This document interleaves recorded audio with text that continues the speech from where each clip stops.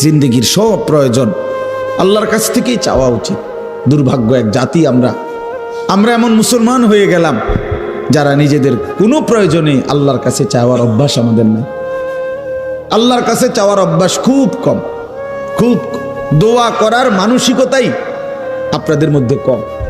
ওই শুধু driver টোকায়, driver মানে হুজুর, হুজুর কেবল হুজুর টোয়া, হুজুর দিয়া দোয়া করানো, হুজুর দিয়া। আরে ভাই, হুজুর দিয়ে দোয়া করানো নিষেধ না, হুজুর দোয়া করবে ঠিক আছে, কিন্তু নিজের আহাজারি, নিজের চোখের পানি, নিজের কান্না, নিজের আরজি নিজেই আল্লাহর কাছে পেশ করা উচিত। বান্দার কাকুতি মিনতি আল্লাহর খুব পছন্দ, আল্লাহর খুব পছন্দ, আল্লাহ তাআলার খুব পছন্দ। হাদিসে আছে বুখারীতে, ফাওয়াল্লাহি লা ইয়ামাল্লাল্লাহু হাত্তা তামাল্লু। নবীজি বলছেন, আল্লাহর কসম উম্মত, তোমরা চাইতে চাইতে আল্লাহর কাছে ক্লান্ত হয়ে যাবে, কিন্তু রব্বে করিম দিতে দিতে একবারও ক্লান্ত হবেন না। সুবহানাল্লাহ। লা ইয়ামাল্লাল্লাহ, তিনি ক্লান্ত হবেন না। তুমি চাও বান্দা, বারবার বলো, বারবার বলো, বারবার বলো। এজন্য বাপ নিজেদের সব প্রয়োজন আল্লাহর কাছে বলবেন। রাসূলুল্লাহ সাল্লাল্লাহু আলাইহি সাল্লাম বলছেন, হাত্তা শিরাকানা আলাইক, তোমার জুতার স্যান্ডেলের যে ফিতা, স্যান্ডেলের ফিতাটাও যদি ছিঁড়ে যায় তাহলে সেটাও তুমি আল্লাহর কাছে বলো। স্যান্ডেলের ফিতাটা ছিঁড়ে গেল, আল্লাহকে জানাও, মাওলা আমার একটা ছোট্ট মুসিবত হয়ে গেছে, আমার ফিতাটা স্যান্ডেলের ছিঁড়ে গেছে। এরে ভাইয়া, এইখানে এটা বুঝবেন না, বাংলাদেশের মাটি তো স্বাভাবিক, এই সময় স্যান্ডেলের ফিতা ছিঁড়ে গেলে তেমন অসুবিধা নেই, কিন্তু আরাফাতের ময়দানে স্যান্ডেলের ফিতাটা ছিঁড়ে গেলে তাইলে টের পাওয়া যাবে স্যান্ডেল কারে কয় আর ফিতা কারে। বুঝেন না? হ্যাঁ, মসজিদে হারাম থেকে হোটেলে যাইবার সময় যদি স্যান্ডেল হারায়া যায় তখন বোঝা যায় স্যান্ডেল কত দাম, স্যান্ডেল কত দাম। মনে হবে যেন পায়ের তালুটা পুড়ে গেছে, এত গরম, এত গরম। এই জন্য আল্লাহ তাআলা বান্দার ছোট থেকে ছোট বিষয়ও রাসূলুল্লাহ সাল্লাল্লাহু আলাইহি সাল্লাম সবক দিয়েছেন আল্লাহর কাছে চাইতে। তো ঠিক আছে, আমি মূল কথাটা এটাই বলতে চাইছিলাম যে মনোযোগ চাই, আন্তরিকতা দরকার। এই যে মোবাইলটা আসলে নিষেধ করার মূল কারণ এটা, মানে মোবাইলটা হাতে থাকলে দিল বসেন, মনোযোগ আসেন, এটা আমার অভিজ্ঞতা। অর্থাৎ এটা যতক্ষণ হাতে থাকে, রেকর্ডের জন্যই হোক ভালো, আমার বয়ানই রেকর্ড করব, কিন্তু এতে ক্ষতি হয়। অর্থাৎ তার দিলের মধ্যে শুধু এটাই থাকে যে মোবাইলে উঠতেছে কিনা, তো এটা তখন আর তার নিজের জন্য অন্তরে আল্লাহর কথা বসে না, দিল জমে না। আরেকটা বড় ক্ষতি হয় কি, বড় ক্ষতি হলো ঠিক বরাবর পিছনে ডানে বামে যারা, তাদেরও নজর ওইটার দিকে পড়ে, তাহলে ওই বেচারারও কি বসে না, দিল বসে না, অনেক ক্ষতি হয়। এই জন্য এইটুকু সময়, 1 ঘন্টা হোক, অল্প সময় হোক, যদি নিজেকে মোবাইল থেকে আলাদা করে আল্লাহর কথা দিল দিয়ে শোনা যায়, এই ছেলেদের মধ্য থেকেই, এই মানুষগুলোর মধ্য থেকেই ধীরে ধীরে আল্লাহ তাআলা অসংখ্য মানুষকে পরিবর্তন করে দিবেন। আল্লাহ তাআলা আপনাদের সবাইকে উত্তমভাবে কবুল করে নেন। সবাই মনোযোগী হইলে ইনশাআল্লাহ বরকত হবে। আল্লাহ আমাদেরকে তৌফিক দান করেন। কোরআনুল কারীমের 30 নম্বর পারা, কোরআনুল কারীমের 102 নম্বর সূরা, সূরাটা ছোট্ট সূরা, 102 নম্বর সূরা, 30 নম্বর পারা। সূরাটার নাম হলো তাকাসুর। এই সূরার আমি তেলাওয়াত করছি। সূরাটার মধ্যে মোট 8টা আয়াত, শুধু 8 আয়াত, ছোট সূরা। ইনশাআল্লাহ অল্প একটু সময়ের মধ্যে আমি এই সূরাটার সংক্ষিপ্ত তরজমা এবং তার সাথে প্রাসঙ্গিক অল্প কয়েকটা কথা বলি। আল্লাহ আমাদেরকে তৌফিক দেন। সবাই আন্তরিকভাবে শুনেন। আবারও অনুরোধ করতেছি, ডানে বামে কথা বইল না ভাই, নওজোয়ান ছেলে তোমরাও মনোযোগ দিয়ে শুনো বাপ, আল্লাহ তোমাদেরকে বরকত দিবে। এই সূরাটার একটা ফজিলত হলো, এই সূরার 8টা আয়াত মাত্র। প্রিয় নবী সাল্লাল্লাহু আলাইহি ওয়াসাল্লাম বলছেন, যে ব্যক্তি এই সূরা তাকাসুর একবার তেলাওয়াত করবে তো আল্লাহ তাআলা তাকে 1000 আয়াত তেলাওয়াত করার সমপরিমাণ সওয়াব দান করবে। তার মানে এই সূরাটা কোরআনুল কারীমের প্রায় 6 ভাগের 1 ভাগ, 1/6, মানে 6 ভাগের 1 ভাগের সমান প্রায় এই সূরায়ে তাকাসুর। এই সূরাটা আল্লাহ তাআলা কেন নাজিল করলেন? একটা ছোট্ট কথা, শানে নুজুল বুঝলে আপনি বুঝবেন কেন নাজিল করলেন। রাসূলুল্লাহ সাল্লাল্লাহু আলাইহি ওয়াসাল্লামের জামানায় মক্কার সবচেয়ে গুরুত্বপূর্ণ, রাসূলুল্লাহ সাল্লাল্লাহু আলাইহি সাল্লাম উনি মক্কায় থাকাকালীন মক্কার সবচেয়ে বড় গোত্রের নাম ছিল কুরাইশ। এটা আপনারা জানেন কিনা? নবীজির বংশই হলো কি এই কুরাইশ বংশ। তো এটা হলো মূল বংশের মূল গোড়া, একটা বড় গোড়া। বাকি এর অধীনে আরো ছোট ছোট গোত্র ছিল, শাখা। কথা বুঝছেন? আমার দাদা ধরেন মূল ছিল আমগো বাড়ি, তো এখন দাদার বাচ্চা ছাড়া 4 জন, মানে আমার দাদার ছেলে। তো এখন ওনাদেরও সংসার বড় হয়ে যাওয়াতে আমার জেডার বাড়িও একটা নামে পরিচিত, আমগো বাড়িও একটা নামে পরিচিত, এমন হয় না? আলগা আলগা হয়ে গেছে এখন বড় ফ্যামিলি। জেডারও মনে করেন 6-7 জন সন্তান, তাদের ছেলে পেলে নাতি নাতনি মিল্লা, তারা এক বাড়ি, আমরা এক বাড়ি, কিন্তু যদিও আমার দাদার বংশ আমরা এরকম আর কি। তো কুরাইশের অনেক শাখা গোত্র ছিল, কুরাইশের অধীনে আবার ছোট ছোট গোত্র। এদের একটা অভ্যাস ছিল, এরা প্রতিনিয়ত অবসর হইলেই তারা নিজেদের মধ্যে তর্ক বিতর্ক করত, নিজেদের অর্থ সম্পদ ক্ষমতা প্রভাব প্রতিপত্তি সন্তানাদি বংশধর কার কদ্দুর বেশি দুনিয়ার ফুটাঙ্গিরি এগুলা নিয়ে মাতব্বরি করত, অহংকার করতে আর বলতো, হিসাব দিত। হ্যাঁ বেটা আমার চাচা এই, আমার চাচতো ভাই একজন ডিসি, একজন এসপি, একজন হেই, আমরা বলে না এরকম মানুষ। অর্থাৎ এই এরা আপনার গর্ব অহংকার করত, সম্পদ নিয়ে বংশধর নিয়ে নিজেদের ক্ষমতা প্রভাব প্রতিপত্তি নিয়ে হিসাব দিত যে আমার এই আমার এই আমার এই। তো আরেক গোত্রের লগে যার লগে তর্ক করতো তারাও বলতো বেটা আমগোই তান আছে, আমগো এই আমগো এই, তো এগুলা তারাও বলতো। এর মধ্যে এক 2টা গোত্র ছিল, বনু আব্দে মানাফ কুরাইশের একটা শাখা গোত্র, আরেকটা হলো বনু সাহাম, এরাও একটা শাখা গোত্র। এই 2 গোত্রের লোকদের মধ্যে একদিন তুমুল এই নিয়ে তর্ক লাগছে, ভীষণ তর্ক।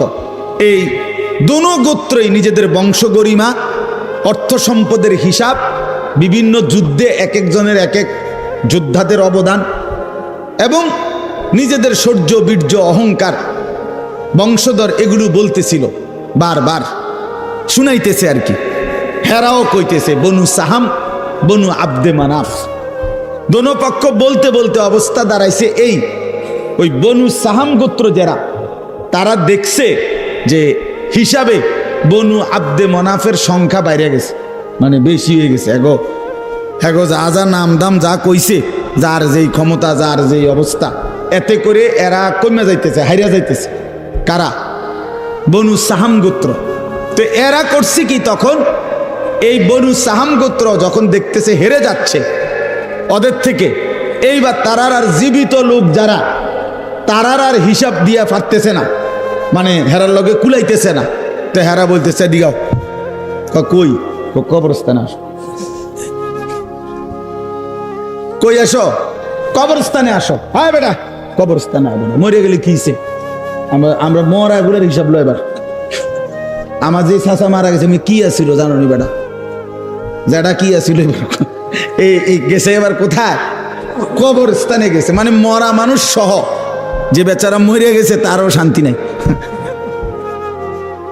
এইবার সে কবরস্থানে তারা মানে দেখাইয়া মৃত মানুষদের হিসাব দিয়া নিজেদের বড়াই করতে শুরু করছে। কথা বুঝছেন কিনা বলে? অথচ জীবিত শেষ করে শেষ পর্যন্ত পৌঁছে গেছে কবরস্থানে। মৃত মানুষদেরকে নিয়েও দুনিয়ার এই গর্ব অহংকার বড়াই, ক্ষমতার বড়াই, সম্পদের বড়াই, বংশের বড়াই, পরিবার জনগণের বড়াই এই করতেছিল, এইটা করতেছে। এমনকি মৃত মানুষদেরকে পর্যন্ত টেনে আনছে। এই অবস্থায় তাদের এই দিবানিশির এই তর্ক, এর মধ্যে যখন এই গোত্রটা বেশি বাড়াবাড়ি করলো, মানে কি করলো যে জীবিতদেরকে দিয়ে না ফাইরা শেষ পর্যন্ত কই গেল, কবরস্থানে গেল। তখন তারা এই প্রেক্ষাপটে আল্লাহ পাক রব্বুল আলামিন তাদের এই আলোচনা যে হায় মানুষ, তোমরা দুনিয়ার জন্য দুনিয়াতে ডুবে গিয়ে দুনিয়ার অর্থ বিত্ত সন্তান পরিবারের অহংকার করতে করতে শেষ পর্যন্ত কবরে পৌঁছাও হিসাব দিতে শুরু করলা দুনিয়া, অথচ আখিরাতকে ভুলে গেল। নিজেদের কবর ভুলে গেলা, তাদের কবরে কি হচ্ছে তাও ভুলে গেলা, আখিরাত আর পরকালকে ভুলে গেলা। বান্দা, এটা কি করছো তুমি? কি করছো? এভাবে বুঝি সবাই তোমরা দুনিয়ার মধ্যেই ডুবে গেলা, আখিরাতকে ভুলে গেলা। কামটা কি করতেছো তোমরা? এটা কি কোনো কাজ হইল? এটা কি কোনো কথা হইল বান্দা? এই আল্লাহ তাআলা তখন এই অবস্থার প্রেক্ষাপটে কোরআনুল কারীমের এই সূরাটি আল্লাহ তাআলা নাজিল করেছেন। সূরাটির নাম কি? তাকাসুর। বলেন তো সবাই। 102 নম্বর সূরা। কত নম্বর? 30 নম্বর পারা, 102 নম্বর সূরা। শুনলে ভালো বাপ, আপনি যদি আগের থেকে সিদ্ধান্ত নেন আপনি বুঝতেন না, তো আমি জীবনেও বুঝতেন না। আর যদি আপনার দিলে থাকে আল্লাহর কথা আমার জন্য বুঝার জন্য, আল্লাহর কসম, আপনি যদি একেবারে গণ্ডমূর্খ হন, টিপসই দেন, নামও লিখতে পারেন না, আল্লাহর কসম কোরআন আপনার জন্য সহজ। প্রিয় ভাই, তোমরা যারা স্কুলে পড়ো, কলেজে পড়ো, বন্ধু আমার, তোমাদের যতগুলো বই পড়ছো তার চাইতেও কোরআন সহজ। কোরআন সহজ। কোরআনুল কারীম তোমার বাংলা, অঙ্ক, ইংরেজি, পদার্থ, জীববিজ্ঞান বইয়ের চাইতেও সহজ। সহজ বুঝার জন্য আল্লাহ তাআলা সহজ করে দিয়েছে। ওয়ালাকাদ ইয়াসসারনাল কুরআনা লিযিকর ফাহাল মিন মুদ্দাকির। আল্লাহ তাআলা বলে, বান্দা শুনো, আমি অবশ্যই কোরআনকে বুঝার জন্য, শেখার জন্য, পড়ার জন্য, তেলাওয়াতের জন্য, তাফসীরের জন্য, ব্যাখ্যার জন্য, এমনকি আমল করার জন্য আমি আল্লাহ কোরআনুল কারীমকে সহজ করে দিয়েছি। ফাহাল মিন মুদ্দাকির, কে আছো উপদেশ গ্রহণকারী, আমার কোরআন থেকে কিছু নিবা। আল্লাহ ডাক, ওহ মালিক যেন ফেরিওয়ালা, কুদরতি ভাবে আল্লাহ যেন ডাক দিচ্ছে, বান্দা এই আমি এক কোরআন নাজিল করেছি, 23 বছরে আমার বন্ধুর কাছে তোমাদের জন্য সব কিছু বলে দিয়েছি, একদম সহজও করে দিয়েছি। কে আছো তোমরা এখান থেকে উপদেশ নিবা? কে আছো তোমরা এখান থেকে জিন্দেগি গঠন করবা? কে আছো এখান থেকে জীবনের পুঁজি নিবা? কে আছো এখান থেকে দুনিয়ার কর্তব্য বুঝে নিবা, আখিরাতের দায়িত্ব বুঝে নিবা? আল্লাহ যেন ডাকতেছে, ফাহাল মিন মুদ্দাকির, কে আছো তোমরা? কে আছো? আসো। কোরআনুল কারীমে বন্ধু, ইয়া আইয়ুহাল্লাযীনা আমানু, হে ঈমানদারগণ, হে ঈমানদারগণ, হে মুমিনগণ, আল্লাহর কসম বাপ 89 বার, 8, 9, 89, মোট 89 বার আল্লাহ তাআলা আমাদেরকে ডাক দিয়েছেন, হে মুমিনগণ, হে মুমিনগণ, হে ঈমানদার। আচ্ছা, একটা বার ইনসাফের সাথে যুবক ভাই তুমি ভাবো, আর কতবার ডাকলে তোমার মালিক তুমি নামাজ পড়তে? 89 বার তোমার মালিক তোমারে ডাকছে, আর কতবার বললে তুমি সেজদা দিতা? হায় আফসোস। 80 বারের চাইতে বেশি বার আল্লাহ তাআলা বলছে, আকিমুস সালাহ, আকিমুস সালাহ, আকিমুস সালাহ, নামাজ পড়ো, নামাজ পড়ো, নামাজ পড়ো, নামাজ পড়ো, নামাজ পড়ো, নামাজ পড়ো। আর কতবার বললে বন্ধু নামাজ পড়তে? আপনারা যারা নামাজ পড়েন, নামাজ বয়সী অনেক লোক, যে মা নামাজ পড়ে না, যে বোন নামাজ পড়ে না, যে যুবক ছেলে, কিশোর ছেলে, তুমি মুসলমানের ঘরে জন্ম নিয়ে নামাজ পড়ো না, তোমার আল্লাহ তোমার কাছে জানতে চাচ্ছে। কোরআন শরীফের একটা স্পষ্ট আয়াত আছে, একটা আশ্চর্য কথা শোনো ভাইয়া। কোরআন শরীফে 29 নম্বর পারায় একটা সূরা আছে, সূরায়ে মুরসালাত। এই সূরাটার নাম কোরআনুল কারীমের, আমি বলতেছি পরে দেখলে কারো মন চাইলে, 77 নম্বর সূরা, কোরআনুল কারীমের 77 নম্বর সূরা। এই সূরাটার নাম হলো মুরসালাত। এই একটি সূরার মধ্যে 50টা আয়াত। ওই সূরাটা, এই 50টা আয়াতের মধ্যে আল্লাহ তাআলা 10 বার, মানে 10টি আয়াত 10 বার একটা কথা বলছে, বারবার একই কথা 10 বার বলছে এক সূরা। কয়বার? কি? ওয়াইলুন ইয়াউমাইদিল লিল মুকাদ্দিবিন, ওয়াইলুন ইয়াউমাইদিল লিল মুকাদ্দিবিন। হে আমার মিথ্যাবাদী নাফরমান বান্দা, শোনো, সেদিন হাসরের ময়দানে তোমাদের জন্য জাহান্নাম। এই কথাইটা 10 বার বলছে এক সূরাতে। কেউরে ছেড়ে দেওয়া যাবে না, সাফ কথা মিয়া। মুসলমানের এই সন্তান আমাদের সন্তান, এরা আমাদের ছেলে। 16 বছর, 14 বছর, 18 বছরের বাপ, মুসলমানের বাচ্চা লাগাম ছাড়া এক জিন্দেগি যাপন করতেছে। মা, বাবা, অভিভাবক, এলাকার মানুষ, কারো কোনো তত্ত্বাবধান বলতে কিচ্ছু নাই। একটা মোবাইল আর ছেলেটা নিজে জন্তু জানোয়ারের মতো জিন্দেগি কাটাইতেছে। নিজের মতো খায়, নিজের মতো চুল রাখে, নিজের মতো জামা পরে, সারা রাত উলঙ্গ ছবি দেখে, অনলাইনে লাখ লাখ টাকা জুয়া খেলে, মেয়ের পিছনে ঘুরে উলঙ্গ দৃশ্য দেখে। এটা জানোয়ারের জিন্দেগি ছাড়া অন্য কোনো জীবন হতে পারে না বেটা। এটা মানুষের বাচ্চার জীবন নয়, এটা মুসলমানের সন্তানের জীবন নয় বেটা। মুসলমান এত পাগল না, মুসলমান এত ছাগল না। আজকে আমি জুমার নামাজে যাইতেছি, আমার এলাকার বাজার, গরু বাজার, আমি নিজ চোখে দেখছি, আল্লাহর কসম, আমার নিজ চোখে দেখছি ছাগল বাজারের মধ্যে যে ছাগলটি উঠছে, ওমা 3-4টা মানুষরূপী ছাগল একটা ছাগলটির ভিডিও করতেছে। ওইটা কি ছাগল? তোরে কি কামড়াইছে? তোরে কোন শয়তানে কামড়াইছে? তোরে তুই ছাগল উড়াস কীর্তি বলেন? একের কসম আল্লাহর, আমি নিজ চোখে দেখছি। আপনি বলেন না, ইনসাফের কথা বলো ভাই, তোমরা বলো ভাই, এটা কি? এই গরু বাজারের ছাগল, এগুলো তুই ছাগল, তুমি এক ছাগল না? তুমি এগুলো কেন উঠাচ্ছ? এতটুকু এহসাস, এতটুকু বিবেক তো থাকবে। আমি কি করছি, আমি কি করছি সারাটা দিন? এটা কি জীবন মিয়া? সারাটা দিন মোবাইল, সারাটা দিন নারী, ছবি, নাচ, গান, উলঙ্গ দৃশ্য, সারাটা রাত জিনা ব্যভিচারের দৃশ্য। হায় রে মুসলমানের বাচ্চা, হায় রে বাপ, কে তোরে আল্লাহ চিনাইবে? বাপ, কে তোরে মালিক চিনাইবে? 365 দিনে, খোদার একটা বছরে তুমি কোনোদিন ফজরের নামাজ পড়ো না বন্ধু। কেউ কি নাই তোমার যে তোমার মনে করায় দিবে যে তোমার একজন আল্লাহ আছে, কবর আছে, আখিরাত আছে? আহা, মা কোথায়, বাবা কোথায়? কেউ তার প্রতি কোনো মায়া নাই। ছেলেটা নষ্ট হয়ে যাইতেছে, চরিত্রহীন হয়ে যাইতেছে, চোখের সামনে একটা সুন্দর জীবন শেষ হয়ে যাচ্ছে, কারো কোনো আফসোস নেই।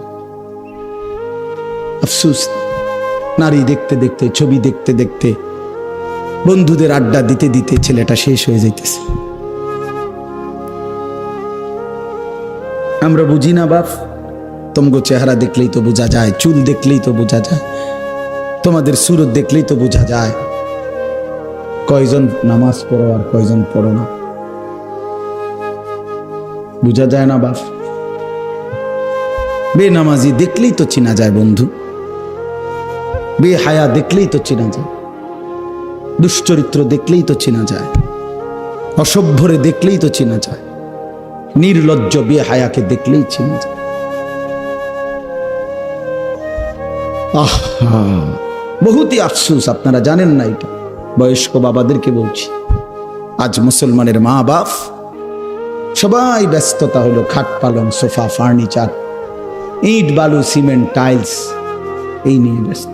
ঘর সাজাচ্ছে, ফার্নিচার বানাইতেছে, আসবাব কিনতেছে, মজার মজার বাজার করতেছে, 10 আইটেমের রান্না হচ্ছে, খাচ্ছে, ফুর্তি করতেছে। বাকি টাইম কেউ, বয়স্ক চাচারা চা দোকানে টেলিভিশন, মা বোনরা ঘরের মধ্যে টেলিভিশন, আর মুসলমানের সন্তান প্রত্যেকে একটা একটা মোবাইল নিয়ে অবসর কাটাইতেছে। খালাস, এরই নাম মুসলমান? এটাই মুসলমানের মহল্লা? এটাই আমাদের জিন্দিগি? এখানেই শেষ আমরা? তো বলতেছিলাম, আল্লাহ তাআলা বলছে, বান্দা ফাবিআইয়ি হাদিসিন বা'দাহু ইউমিনুন। এই কথাটা বলতেছিলাম যে এই সূরা মুরসালাতের মধ্যে আল্লাহ তাআলা 10 বার বলছে ওয়াইলুন ইয়াউমাইদিল লিল মুকাদ্দিবিন। তোমরা যারা মিথ্যাবাদী নাফরমান পাপী, শোনো তোমাদের জন্য সেদিন জাহান্নাম। এই 10 বার বইলা আমার ভাই, আমি যে কথাটা বলতে চাচ্ছি, প্রিয় সন্তান, আমার ছেলেরা আমার, শোনো বাপ, আল্লাহ তাআলা লাস্ট কথা শেষ করছে, একটা কথা বইলা শেষ, ফাবি আইয়ি হাদিসিম বাদাহু ইউমিনুন। আল্লাহ বলছে আমার বান্দা এরপরে আর কেমনে বললে, আর কতবার বললে, আর কোন কথা বললে, আর কোন কিতাব নাজিল করলে তুই আমার বান্দা, তুই আমার কথা শুনতি? আমি বুঝলাম না বান্দা, আর কেমনে বললে বুঝতি?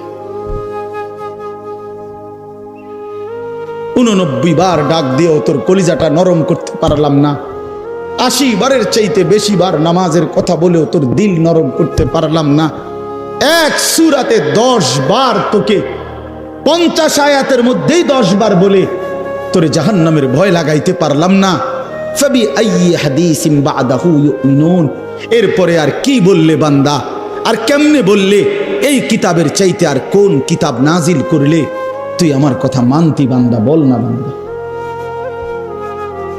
বলো ছেলের, একটা ছেলে বলো বাপ, একজন ছেলে বলো দোস্ত, তোমার মালিক আর কতবার বললে তুমি নামাজ পড়তা? এই কোরআনের চাইতে দামি আর কোন কিতাব নাজিল করলে তুমি নামাজ পড়তা? এর চাইতে উত্তম এত কতবার বললে? আল্লাহর নবী সাল্লাল্লাহু আলাইহি সাল্লাম, আল্লাহর কসম বন্ধু, উম্মতের আমল নামা নবীজি সাল্লাল্লাহু আলাইহি সাল্লাম হাসরের ময়দানে দেখবে, নবীজির সামনে আমল নামা নবী হাতে নিবে, দেখবে যখন আমল নামা হাতে নিয়ে দেখবে নবী পৃষ্ঠার পর পৃষ্ঠা ফজরের নামাজ নাই, 5 ওয়াক্ত নামাজ নাই, হালাল রিজিক বলতে কিছু নাই, 30 বছর সুদের টাকা, ঘুষের টাকা, কিস্তির টাকা, 30 বছর ধরে নাচ গান, নাটক, সিনেমা, ঘরে টেলিভিশন, বাজারে টেলিভিশন, স্ত্রী বেপর্দা, ছেলেটা নামাজ পড়ে না, মেয়েটা পর্দা করে না, নিজে বিড়ি সিগারেটের মধ্যে আসক্ত, কারো নামাজ নাই, বন্দিগি নাই, কোরআনের তিলাওয়াত নাই। এই আমল নামা দেখে আল্লাহর কসম নবী জিজ্ঞাসা করবে, উম্মত এত বড় বেইজ্জতি তুই আমারে কেমনি করলি? উম্মত আমার সামনে এটা তুই কি দিলি? তুমি কি জানো উম্মত, আমি 23টা বছর টানা তোর জন্য কেঁদেছিলাম উম্মত, আমি এমন কাঁদা কাঁদছি রে উম্মত তোদের জন্য। এশার নামাজের পরে দাঁড়াইছি, ফজরের আজান পর্যন্ত আমি আমার মালিকের কাছে তোদের জন্য, উম্মতের জন্য চোখের পানি ফেলে কাঁদছিলাম। আমার এত চোখের পানি তোর দিল গলাইতে পারলো না। আমি তায়েফের পাথরের আঘাতে আমার পিঠটা চালনির মতো ছিদ্র ছিদ্র হয়ে গেছে রক্তে। আমি বুকে পেটে 2টা পাথর বাঁধছি ক্ষুধার কষ্টে। আমি উহুদের দান শহীদ করা রক্তে উহুদের ময়দানে পড়েছিলাম বেহুশ হয়ে। আমার ঘরের চুলায় 3 মাস রান্নার জন্য কোনোদিন চুলায় আগুন জ্বলে নাই। আমার এত চোখের পানি, এত রক্ত, এত ক্ষুধার কষ্ট, কিছুই তোর মন গলাইতে পারলো না, তোরে সেজদা দিতে পারলো না। এটা আমার সামনে কি আনলা? আমি এই আমল নামা নিয়ে আল্লাহর সামনে কেমনে দাঁড়াবো? আমি কেমনে বলবো আমার মালিকের কাছে আমি কি সুপারিশ করব? আমি কেমনে বলবো রব্বুল আলামিন এটা আমার শ্রেষ্ঠ নবীর শ্রেষ্ঠ উম্মতের আমল নামা? বল ভাই আমার, তুমিই বলো, তুমিই বলো।